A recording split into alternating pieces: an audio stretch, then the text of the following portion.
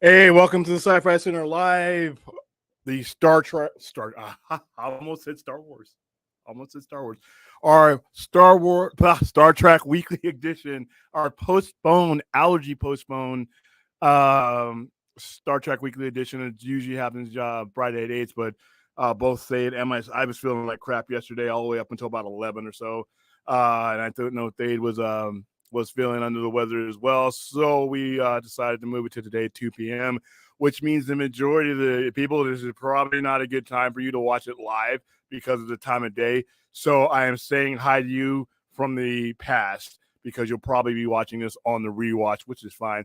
Just make sure you like, subscribe, and share everything we do here at the Point Extra Lounge and at the Sci-Fi Center's YouTube channel as well. You can see it right under my head there, youtube.com/, Sci-Fi Center. That's the link. Go ahead and like, subscribe, and like I said, maybe by age 78, which is where I'm projected right now, I'll be at 1,000 followers. But until then, let's enjoy what we have now. Let me go ahead and bring in the truck driver. Oh, so he's not the truck driver today. Okay, cool. What's up? What's going on? So we are 1 week and a few days removed from Picard season 3. We are in that limbo period in between the finale of that and the beginning of Star Trek Strange New Worlds, which premieres on June 16th, which is ironically the same day as The Flash premieres, which is going to be a busy weekend for science fiction geeks. I will have seen it already by then, but I'll probably be up doing a midnight watch with for Strange New Worlds as well. And then once that show kicks in, our weekly shows will focus primarily on whatever show is going up. Once again, Strange New Worlds season 1 on Blu-ray is available from CBS Paramount Home Video, Home Entertainment. Has 100 minutes of extra stuff on it, blooper reels, all kinds of stuff. And I've had a chance to take a look at it. And like I said, this is the reason why I hope physical media takes a comeback, because there's just stuff that they put on these things that they do not necessarily make available on YouTube, on the streaming services that they're on. So, not only that, so like I said, the state of Star Trek, I know a lot of people, have mixed feelings about where we're at about Star Trek. I think we're in a good spot. I love New Trek. I love the fact that New Trek is happening, even though old Trek fan. How you doing, Aaron? Old Trek fan, you know, has their opinion about it, but right now they're putting out enough Trek so that everybody who wants to be involved in Trek has something at the table for them. And I think that's the most important thing, is that we're moving forward instead of just staying in that stasis that we were from 2005 to 2016, with the exception of the J.J. Abrams movies. What's your opinion about the current state of Star Trek before we go into our next adventure, Dave? Well, I'm enjoying it. I have a lot of hope for the future. Seeing as we may get whatever the new show is going to be, if they do one with the new ship. Um, the only thing I'm not really looking forward to, I guess, is the Starfleet Academy show. But I'll give it a watch, see what it's like. And I'm not real sure that I know it's been announced, but things change. If they, like I always say, when you're trying to put these things out, whether it be superhero movies or Star Trek, and you're budget conscious, I always say go for that sure money, or the surer money, the money that's closer to you, that's within reach. And right now, something with the Enterprise G is more of a sure bet for your investors than a Starfleet Academy ever will be. And by the way, I refuse to call it Legacy. I think that's a stupid name. I hope that's just a placeholder, which is what I'm hearing. If it does come out, please do not call it Legacy. That just sounds. Yeah, Everybody would it's a keep placeholder, guys. Don't Yeah, freak out. yeah, It- yeah. So don't be so linear in your thinking. I You know, hate that name because Superman Legacy. And I'm like, stop it. I just say call it Star Trek. mhm. Call it Well, no, Star they have to Trek. call it something to delineate it from others. Like Next Generation, Voyager, Deep Space Nine, I Enterprise. Well, I think at that time of the release of those shows you just listed, yes, that was necessary. I think right now, Star Trek. It has everything that means the core values to Star Trek. After the original series, we have to section it off so you know who you're talking about. Well, TOS, the original series is original series. You just put the year by it. But this show has, now we have to refer to it as TOS. You can't just that's have fine. it start. I'm okay with just Star Trek because you've already had Star Trek Enterprise. This show has everything that all the Star Treks. It just represents Star Trek. If they do it, it represents all of Star Trek. Yeah, period. It will, especially with Captain Seven. So, hey, but we'll see. I think they're in negotiations. The writers' strike, if it goes through, is not going to help. But I think they're working on it. That's going to be a disaster. This writer's strike? This is not the time for this shit. This is not the time for a writer's strike. Guys, listen, writers, I understand. I understand everybody involved. I understand what you got to do your thing, but take a look around, man. I hope you guys get what you need without having to do this, because, man, it's just not the time. But get your money. Get your money, so... All right, guys. So with that being said, I think we're all in agreement that Star Trek is on the right track. Thade and Stella, you guys put into the more Trek. Yes, the more Trek, the better. You guys put into our comment, our chat link, something I've been looking at all week. This Roddenberry thing, the Roddenberry Archives, and I don't know exactly what the exact title is, but if you want to just go ahead and bring that up, let's take a look at that, because what I've been seeing. He knows how to do it. I don't know how to do that. Yeah, so. Hold on just a second. I'll go grab it.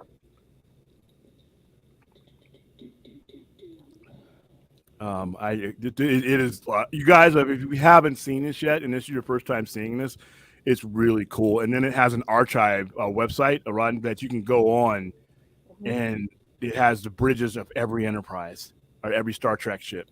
And it has all kinds of pictures and stuff. It's just amazing. We only have an hour today, but at the very least, we can get you started on this. I think you're going to enjoy the journey. Yeah, just looking at the ships and just gawking at them is... Yeah, they had that not a bad time spent. No, the ISS, they had the ISS and buried in the ground. I thought that was cool. I mean, it's just really cool. And like I said, it's the perfect time for it. All right. It's the perfect time for it.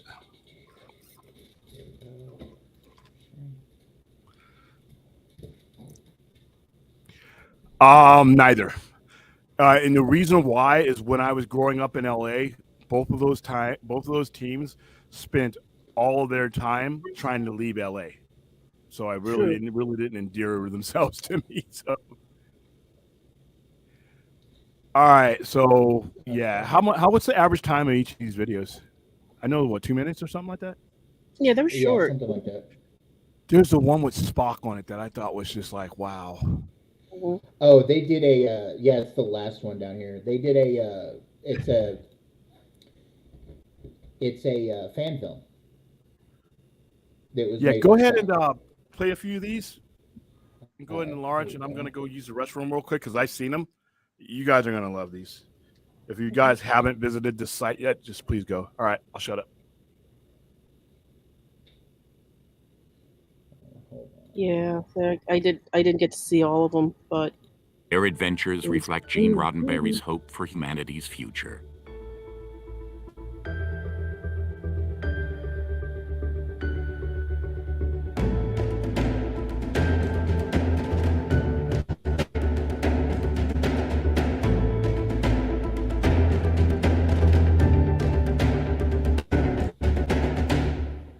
Aboard these ships, the bridge is the command center from which the captain and crew set their course and control their destiny.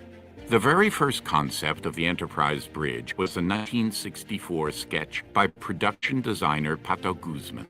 It's surprising how much of Guzman's concept made it to the final design and has remained part of Star Trek ever since.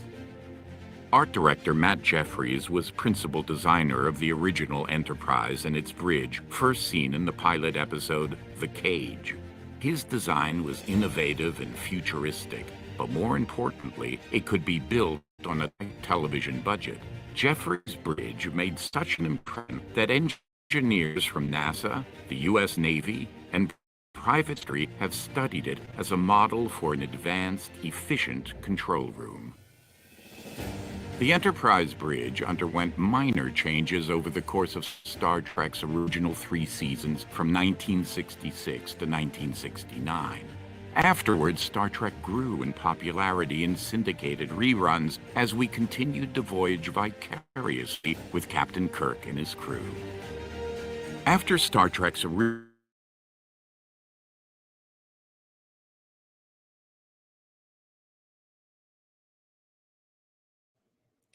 Is that me pausing or the video? I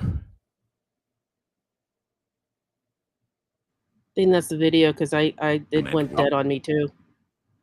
You there, a far more radical redesign of the ship was devised for a proposed movie that would have been called Planet of the Titans. Here's what production designer Ken Adam and illustrator Ralph McQuarrie planned for a refit Enterprise. Their concept later helped to inspire the starship Discovery. Their idea for the ship's bridge was equally dramatic. Although this film was never produced, we think of this design as one of the many alternative timelines in the Star Trek multiverse. Some of those timelines have been depicted in novels and comics, and some have even featured a mischief maker named Q. But I wouldn't know anything about that. Another radical departure was this ring ship, conceived by Jeffries during the development of the original Enterprise back in 1964. This design resurfaced in the mid-70s for another proposed Roddenberry series. The ring ship also made cameos in the form of artwork used as set dressing in a couple of episodes and movies. Still another more restrained redesign of the Enterprise was conceived by Joe Jennings and Matt Jeffries for the planned Star Trek Phase 2 television series in the late 1970s. This would have been the second 5-year mission of the good ship Enterprise. This new bridge was actually built. The series was canceled just 2 weeks before filming. However, there was a silver lining to the series cancellation. The planned first episode was expanded to become Star Trek the Motion Picture, directed by the legendary Robert Wise. Harold Michelson was tasked with upgrading the Phase 2 sets. He took advantage of the feature film budget to make the refit Enterprise more detailed and more believable than ever. Although the original Enterprise was destroyed in Star Trek III, a new ship was introduced at the end of Star Trek IV. The Enterprise A featured all new control panels designed by graphic artist Mike Okuda. The new Enterprise returned to Star Trek V and VI under the supervision of Herman Zimmerman. In Star Trek VI, he brought a grittier, more grounded look to the ship for the last film featuring the original series cast. Zimmerman also supervised the ship in Star Trek The Next Generation. This bold new concept, featuring beautiful organic curves, was conceived by illustrator Andrew Probert, reflecting Roddenberry's vision of a future in which technology serves humanity. We got a brief glimpse of the Excelsior-class Enterprise B in the opening scene of Star Trek Generations, the film that featured the apparent death of Admiral James Kirk. The Enterprise C was featured in fan-favorite Next Generation episode Yesterday's Enterprise. The two ships were designed by John Eaves and Rick Sternbach. The Enterprise E, also designed by Eaves, continued the evolution of the Federation flagship in 3 feature films. Star Trek Enterprise was set a century before the time of James Kirk.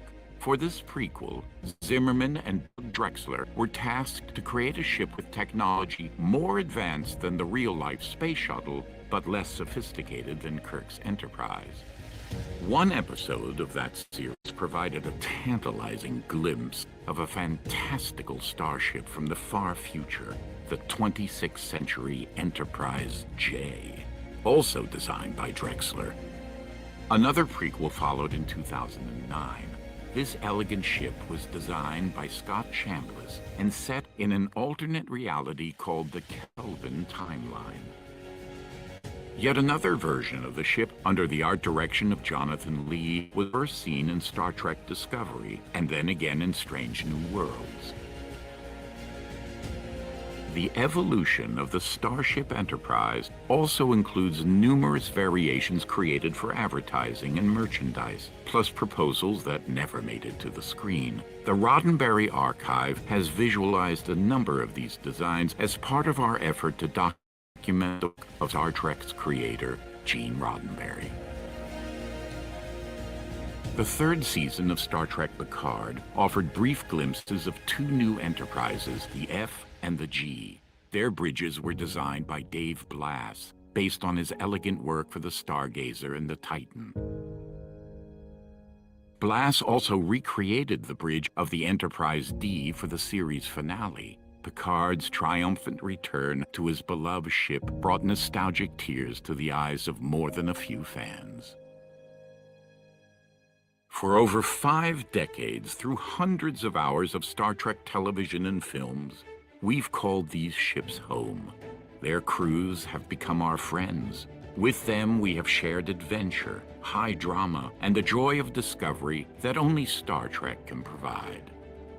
Aboard these magnificent ships, both filmmakers and fans have journeyed to the final frontier, sharing Gene Roddenberry's vision of a better future and going boldly where none have gone before.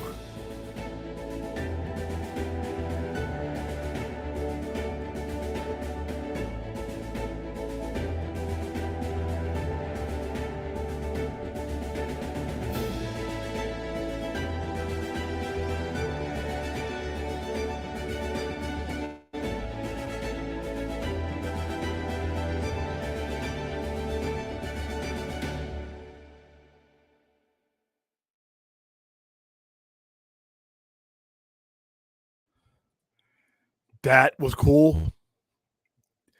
Dave, if you can hear me, can you bring up the Spock one that goes over Kirk's death? I thought that was the one that got the most response when I was seeing it. Yeah, I was going to go ahead and do that one. So that was really cool because you never got to see that. You never got to see what it would have been. The way like Captain Kirk was written was really terrific. You know, all the things that you would never play anywhere else, I got to play in Star Trek. Life. It was a wonderful role.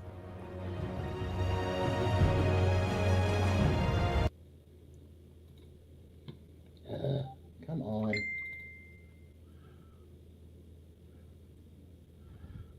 Hold on, I'm gonna have to bring this up again. Give me a second, will you? Okay. Yeah, but there's a video in there. I don't know if that's the one he's going to. Yes, it was. Aaron, bring up. It's one where it appears that Spock is finding out that Kirk has died in Generations, and that's something we never got to see. First of all, Kirk's death scene in Generations was stupid. The whole thing was dumb. But be that as it may, as far as how Spock would respond to his best friend, his dearest friend passing away, it is shown in this video, and I think it is really, really cool if he can bring that up when he gets a chance.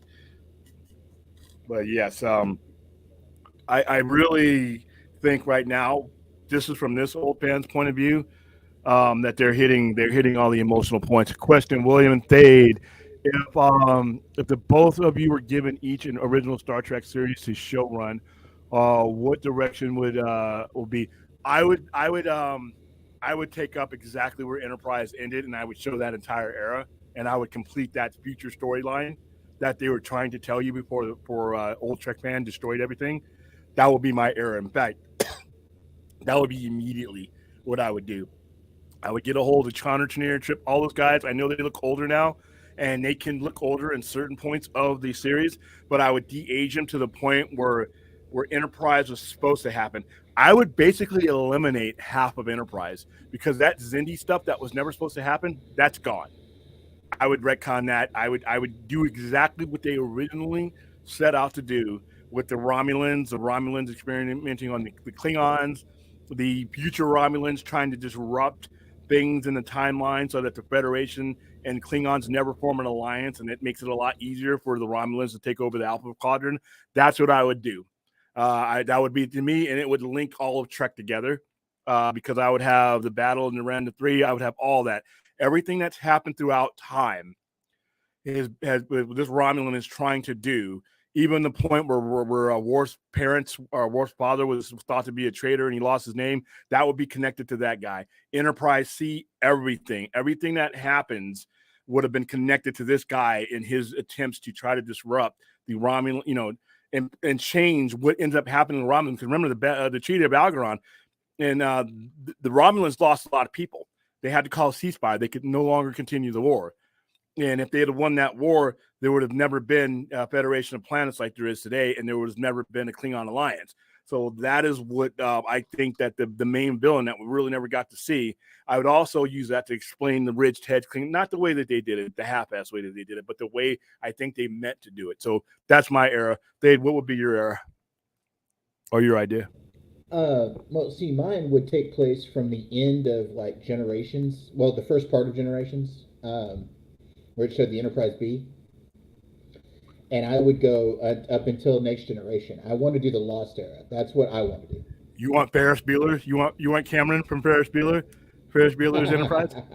Hey, dude, have Matthew Broderick on there trying to get him to take the Enterprise and do crazy stuff with it. He's like, listen, Harriman, trust me. And they just go breaking Federation laws, and they have to have the Federation. So they're supposed to be somewhere at a treaty, but they're not because they're playing hooky, but they end up going to the treaty. It'd be hilarious. That guy's always going to be Cameron.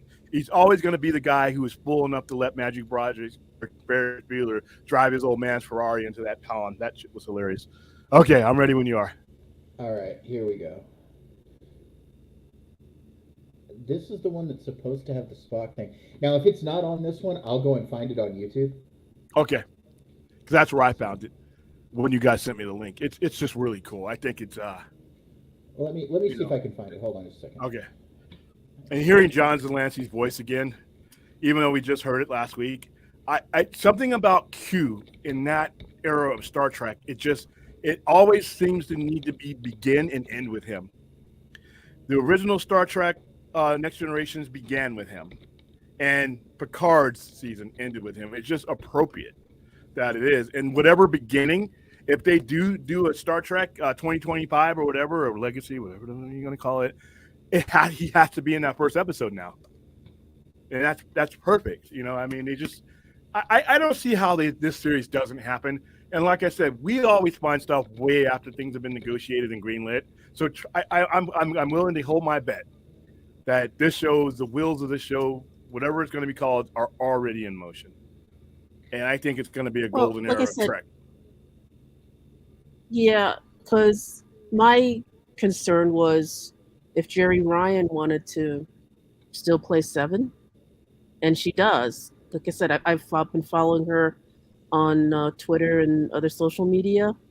She's game for it. And, I've watched her in other things and Leverage and the other stuff she's done, and as long as she wants to play Seven, I don't see the problem. And she kept herself cryogenically frozen to play this role again. So I mean, she sold her soul to the same. She sold her soul to the same demon that Paul Rudd sold his to stay young forever. So if you're going to do that, you might as well put it to good use. I mean, oh yeah. If you're going to be like Kurt Russell and grow old, what? For every 50 years, he ages one. It's just perfect. It's either that there's a painting in the attic growing old. That's all. And yeah, things like that. Tom Cruise gets to look like he does at 60, and I look like this. All right, go ahead and play it, babe. Yeah, she doesn't age. She doesn't age. It's not fair. All right, so here we go. This is called Regeneration. Yes, there it is.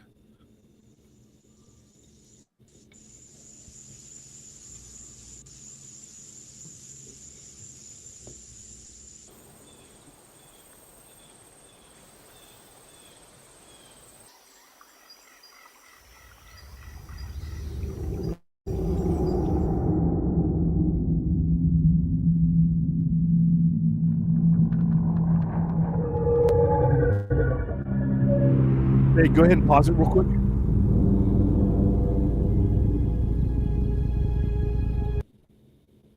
let it catch up a little bit. I figure out what's going on whenever we share anything. YouTube is lagging, so I want to see if we can make it catch up a little bit so that it doesn't do all that stuttering. But because this is I saw this right here, what you're seeing right now. Whoever did the musical score for this needs to be doing more Star Trek stuff, needs to be doing more science fiction stuff. The score alone on this was worth. I would have paid to see this. Is this them picking up the saucer section? Yeah. Oh, that's cool. Yeah. Yeah. Go ahead and see if we can three. play it again.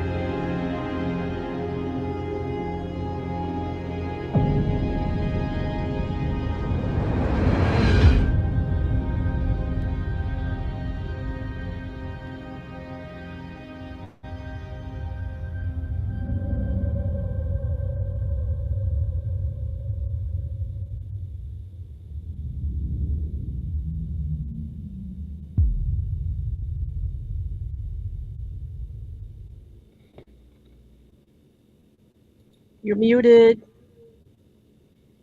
William, you're Sorry, muted. I muted myself so the background wouldn't go in.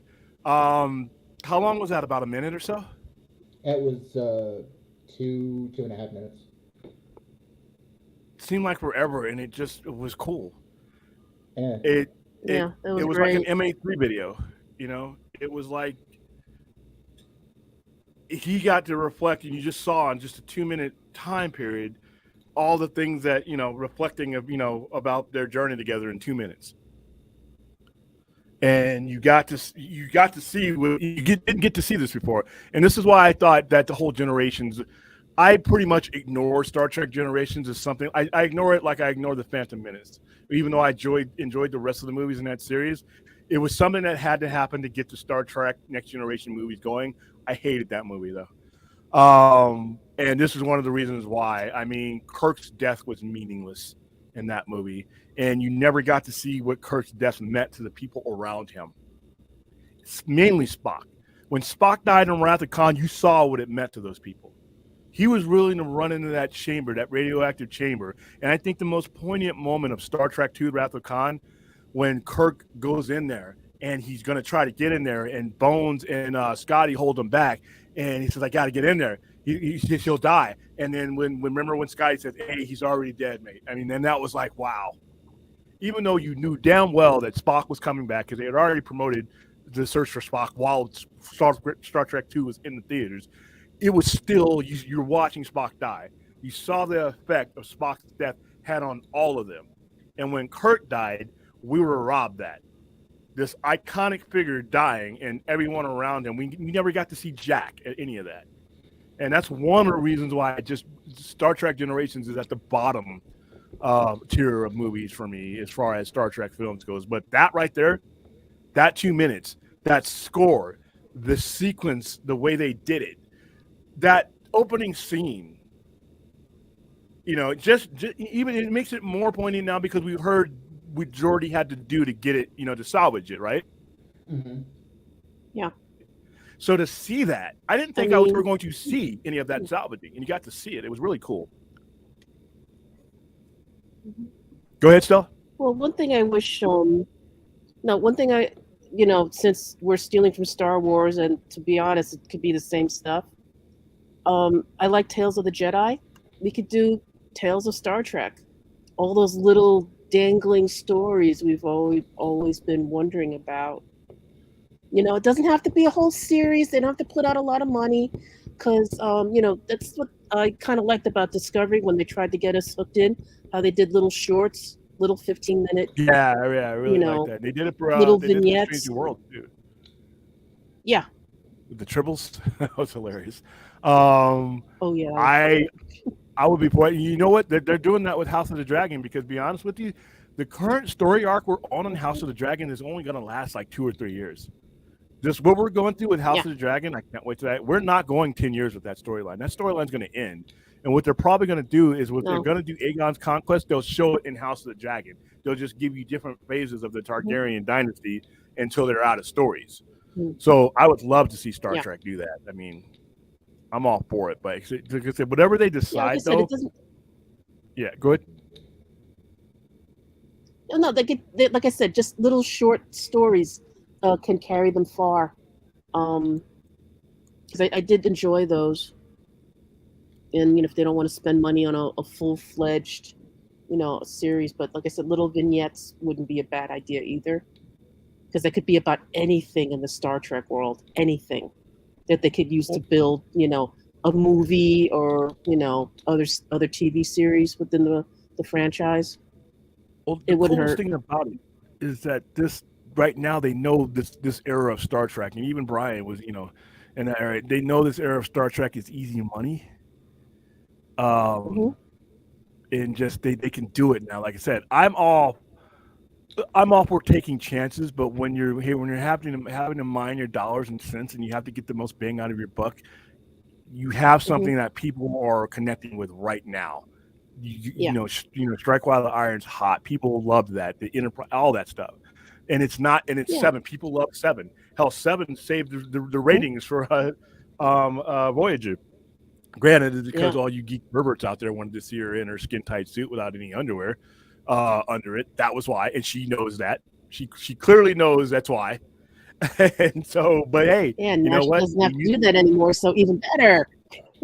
Even though she looks the same as she does now, which is, I'm gonna find out. Listen, Paul Rudd, Tom Cruise, Kurt Russell, I'm gonna find out what root you're chewing on, what goblin you're dealing with, what hex you put on. Somewhere in a basement somewhere or in a tomb, someone has had the life sucked out of them so that you guys could live forever, looking the same way you do. I'm gonna find out. There's a portrait in the attic growing old. That's all I have to say. And I'm not going to out you. I'm not going to expose your secret. I'm just going to get some for me. All right? If I can get just a little bit of what you guys are chewing on, the improvements from Sleestack William to anywhere near where you guys are at, let's do it, man. Just let me in on it, all right? I'll speak a different language. If I have to say chants in Celtic chants or whatever it is, religion it is that you guys did. Listen, there are goats out here in Nevada. It's the ram or the goat. It's like, I think it's a state symbol or something like that, right? Do I need to bring you one? I mean, what do you need me to do? Because when I run my 4 miles every other day, I feel like crap, right? I wish I could just have somebody and program my phone to open up the chamber to let me out when it's time for me to wake up. All right. You just gotta find a crossroads and make a deal with the crossroads demon, and you'll be fine. And getting that good sleep that you guys get because all the atmospheric and stuff is taken control of, instead of going to sleep like I do and waking up all twisted up, all jacked up, wondering how the hell did I end up on this end of the bed?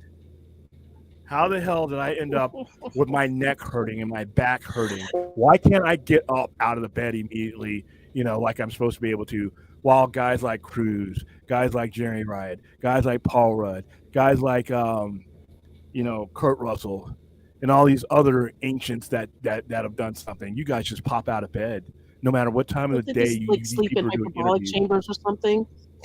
And they got the music playing while they're sleeping. They're eating good. I mean, but it doesn't matter. They can eat like crap. They could be eating hot dogs and Spam out of the can on live TV. It doesn't matter, because whatever demon they dealt with said doesn't matter. Time doesn't affect you. Crappy food doesn't affect you. Only the lower life forms like myself. But I'll find out. Like Indiana Jones is always looking for that artifact. Every Indiana Jones has an artifact that he's looking for. That's what we need to find. We need to Well, find that their chalice. we definitely know that Tom Cruise is drinking the blood of children. Okay, stop. No, that is staged, by the way, guys. That is not the views of Stage do not reflect the views of Poindexter Lounge, the Sci-Fi Center Live, or William or Thade. That's they THAD to the right. And if you're looking at this while you're trying to file a lawsuit against, he's the one to this way. That's him. Okay. Anyway, hey, Dave, can you bring up the bridge stuff that they have on that website where it shows you the bridges of all the enterprises? That was the first one. That was the one we just did. No, but there's an actual part on the website. If you click the link, it actually lets you go to it. It actually lets you look around in it. Oh, hold on. Let me see if I can find it. I'll be right Yeah, back. maybe they will in the future. Yeah. Oh, yeah. The son that he had with Susan Paxton. Here we go. I found it. Now I must navigate it. What is going on here? What sort of evil is this?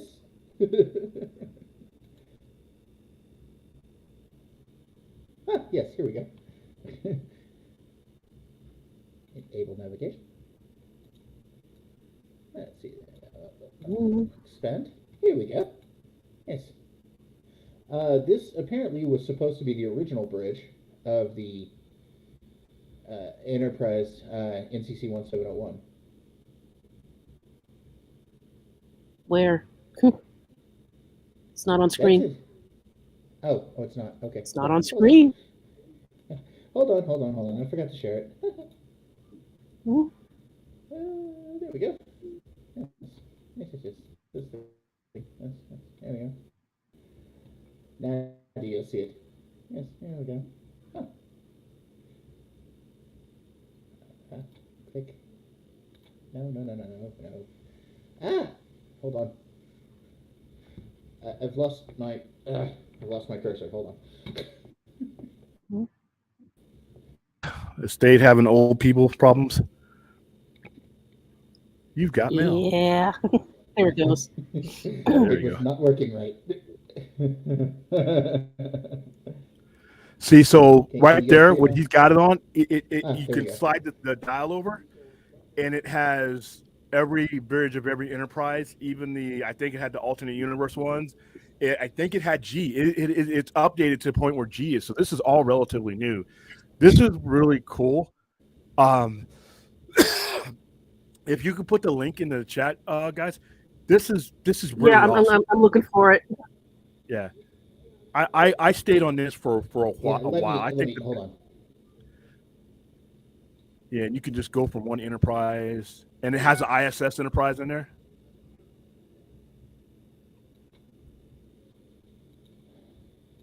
Stop doing what you're doing. That was cool too, because we had never seen that. Yeah, that's awesome. The XTV Enterprise? Yeah. Sorry, the ISS. Okay, this is the link to the article, and then everything else is within the article, the links to Roddenberry archives and stuff. Because I think this is officially him. Is this officially the Roddenberry family doing this? Yeah, this is Eugene doing his stuff. Now that he understands this is the cool. whole concept of Star Trek. And you can just go from one ship to another and just look around like that. And I think that's just amazing. And I'm glad we live in an era where it's just not the shows anymore. Mm-hmm. I mean, we have all these things that are an extension of the show that are just really, really, really damn cool.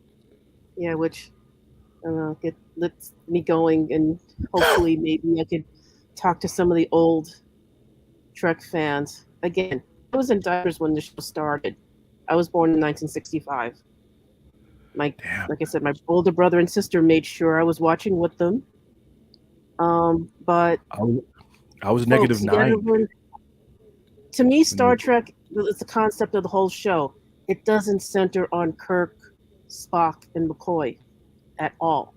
If anything, it's a little centered on Enterprise, the ship, but we've had Deep Space Nine, we've had Voyager. We now have the Titan that's turned into the Enterprise G. but you can't hold on to what there was, because we can't go back to the 1960s. We can't go back to the 1980s when Next Generation first started.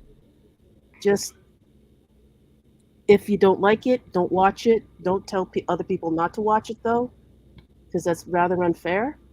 But here's the thing. More importantly, yeah, find the Trek that you like and cling on to that. Because that's the most important thing. Is like, if you don't like some Trek, and like I said, you guys know the Trek I don't like, but I gravitate towards the Trek I like, and I'm just not gonna. Yeah, I mean, they're streaming, they're repeats. Watch reruns till you drop.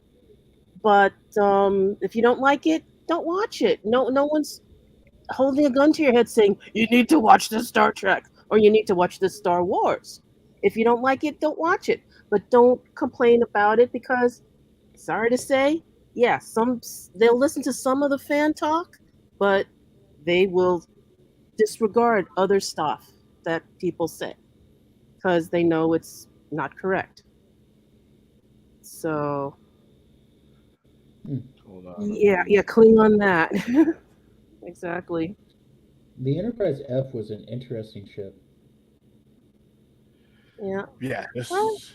I remember the concepts that came up with a lot of these ships, and the Enterprise was one of the most unique because it was supposed to be set before they had certain things, and it was kind of cool to see how they got in the ship, they got through. It looked more like a submarine than anything else. And then this ship, the J, was kind of cool. Here's the thing: when somebody asked earlier, what kind of story would I write if I had a chance to write in Star Trek? That J would figure prominently in it because that was Jeffrey's ship. That was part of that, and we would need that ship to finish correcting the timeline and correcting the stories. So you would definitely see the Enterprise J again. Mm-hmm. And obviously, I would include. I mean, it would be cool. It would be an epic series, and I think everybody, it would be centered on the Enterprise era because that's the era going in. That's the era that the future Romulan was trying to affect. But like I said, I would write it to where he was affecting all time. He's somewhere beyond where the Enterprise J is, and he's trying to undo things because just like the Terminator, in the time that he's in, the Romulans have either been defeated or to the point where this guy, a hardcore zealot, does not like where the Romulan race is. And especially if now that they've reunited with Vulcan, there's probably some Romulans on there that are like, screw that. I want to wipe us out from existence rather than share blood again with the Vulcan. So it all fits. So yeah, that's the era I would write. The Ambassador class bridge was small. What's up? I said the Ambassador class bridge was small. Yeah. Yeah, Aaron has a point. I'm a polyamorous relationship with all Star Trek. Me too. Me too. And Vince. There you go. Yeah, this thing is really cool. So you guys, check this out. Spend as much time. We're just giving you a glimpse of it right now because I thought it was that cool. Watch the videos. People spent time on these videos. But go explore this site. Explore Star Trek. I want to do this here in my Star Trek section.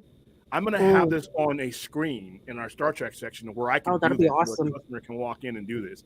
And I'm going to get these guys, and I want to reach out to these guys who made all this and see if we can get them on the show. I mean, I know it's a long shot, but hey, some of the people we got were long shots. You never know. That really does look like the deck of a submarine, the bridge of a submarine.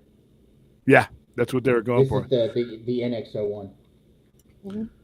All right, guys. I am at 45 minutes, and today wow. It turns out to be a busy Saturday. We usually don't do the show on Saturdays, but like I said, allergies destroyed everybody, so we had to do it today at 2. So the majority of you guys are going to see this. Are going to see it on the replay.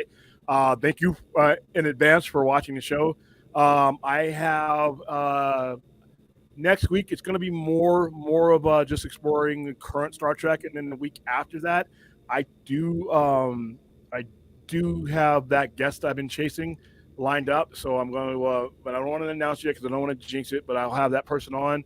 And then right after that, we're going to start getting ready for Star Trek Strange New Worlds. And we'll start doing shows about our expectation of that. But more and more, our shows are going to be about, not just the shows that are on, that's going to be the center point, but it's going to be about the stuff that we're just looked at right now, like, films and stuff like that, looking into the ships, going into detailed analysis of the ship. Like, I won't be on Trek Yards level because those guys are insanely better, but from a lowly layman's point of view, we're going to explore just like the 90% of the fans do, and then we're just going to enjoy these ships and enjoy the technology of Star Trek and enjoy the stories and stuff like that. So on that note, do you anything for the current watchers and future watchers, Dave or Stella? All I have to say is enjoy it. Enjoy what you enjoy. Yeah. Just, enjoy the repeats because we're used to watching everything Star Trek on a repeat. Yeah. And again, live long and prosper. All right, perfect note to end on. Like and subscribe, Poindexter Lounge, and like and subscribe to Sci-Fi Center's own YouTube page and both of these shows, and we will see you later.